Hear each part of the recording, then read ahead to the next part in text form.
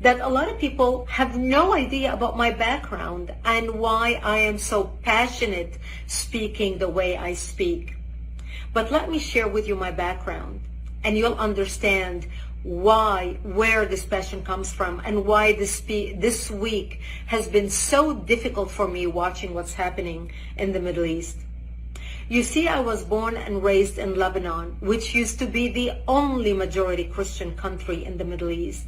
We were open-minded, we were fair, we were tolerant, we were multicultural. We prided ourselves in our multiculturalism. We had open borders. We welcomed everyone into our country because we wanted to share with them the westernization which we had created in the heart of the Middle East. Lebanon became Paris of the Middle East, banking capital of the Middle East. Unfortunately, all that began to change when we accepted a wave of refugees into our country, people who did not share our values, but wanted to use Lebanon as a launching pad to kill the Jews and drive them into the sea.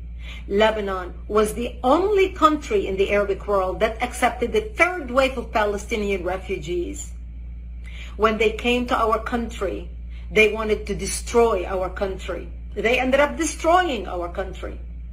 My 9/11 happened to me in 1975 when radical Islamic Palestinians blew up my home, bringing it down, burying me under the rubble wounded. I ended up in a hospital for 2.5 months.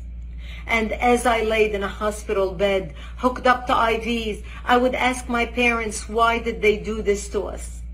And my parents would tell me, because we are Christians, they consider us infidels and they want to kill us. So I learned since I was a 10-year-old little girl that I am wanted dead simply because I was born into the Christian faith and lived in a Christian town. We ended up leaving the hospital and coming back home, but my home was no longer the home I left. I ended up living in a bomb shelter underground in an 8x10 room without electricity, without water, and very little food. And that's where I lived for the next 7 years of my life, from the age of 10 till the age of 17, robbed of my youth. The Palestinian Islamists cut off all water supplies to our town, cut off electricity, cut off food. In order for us to go out and get some greenery, we would go out and dig out dandelions and different greenery that grew around our bomb shelter because it was the only salads we had to eat. To get some water, we would crawl into a nearby spring to get some water because we were surrounded by Islamic Palestinian snipers shooting at us. And every time we left our bomb shelter to the spring to get water, we would say our last goodbyes because we did not know if we're going to come back alive or dead just to get some water. This became my existence. I remember a few years into the war, in the beginning we thought it's going to be a couple weeks. Then everybody's going to see the massacres that the Palestinians are doing to the Christians in Lebanon, how they put their heads together with the Muslims in Lebanon and declare jihad on the Christians. The massacres of children, the slaughter, even the crucifixion of Christian men on crosses. One of the famous city massacres was in the city of Damour in Lebanon, where they massacred the whole town. This barbarism, this Palestinian barbarism is not new. My father would say, all the Christian nations are going to wake up and see what's happening to Lebanon, to the Christians, and they're going to come save us. But nobody came and the world forgot about us. I remember 3 years after living in the bomb shelter, I was 13 years old, and one of our militia, one of our Christian friends stopped by. And he said to me, Brigitte, we heard a lot of chatter on the radio, and we believe tonight we are going to be slaughtered. And he said, if I don't see you tomorrow, I wish you a merciful death. And he left. And I remember at the age of 13, dressing in my Sunday best, my Easter dress, because I wanted to look pretty, because I knew that when they come to slaughter me, there would be no one to bury me. And I wanted to look pretty when I'm dead.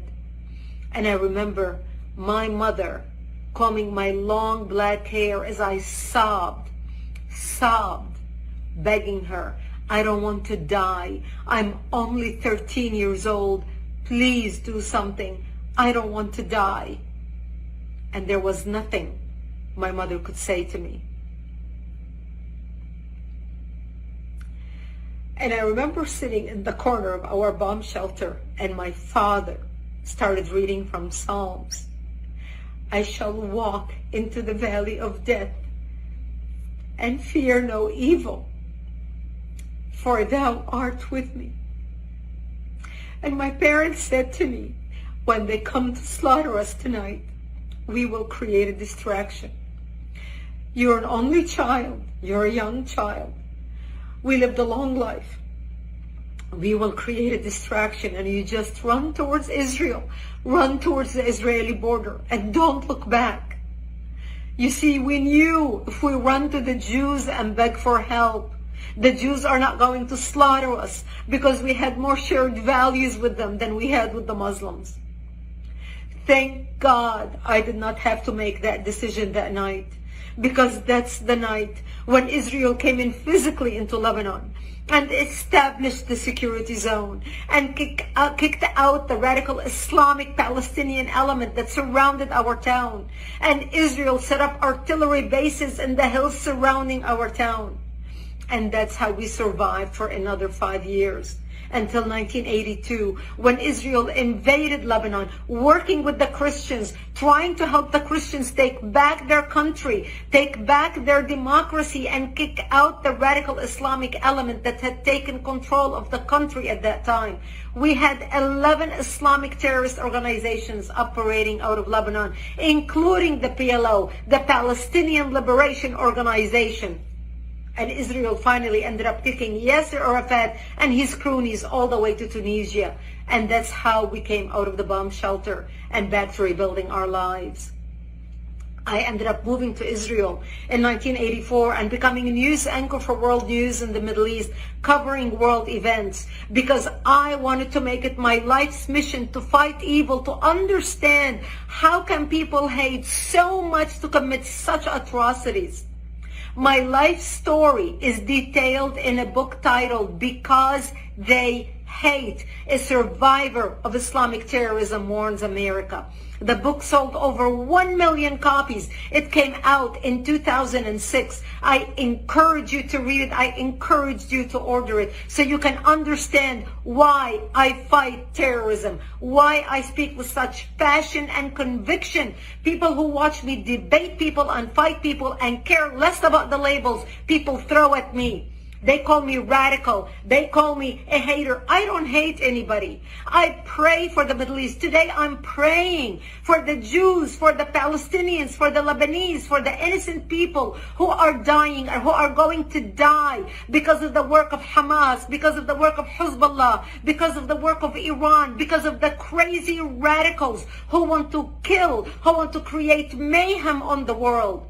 We must stand up against barbarism. Barbarism done in the name of any people, of any religion, is not acceptable. Barbarism is when you shoot babies in their cribs. Barbarism is when you decapitate babies. Barbarism is when you rape women and kill them. Barbarism is when you kidnap old grandmas and you kidnap children and you put them in cages with the sole purpose of torturing them and killing them.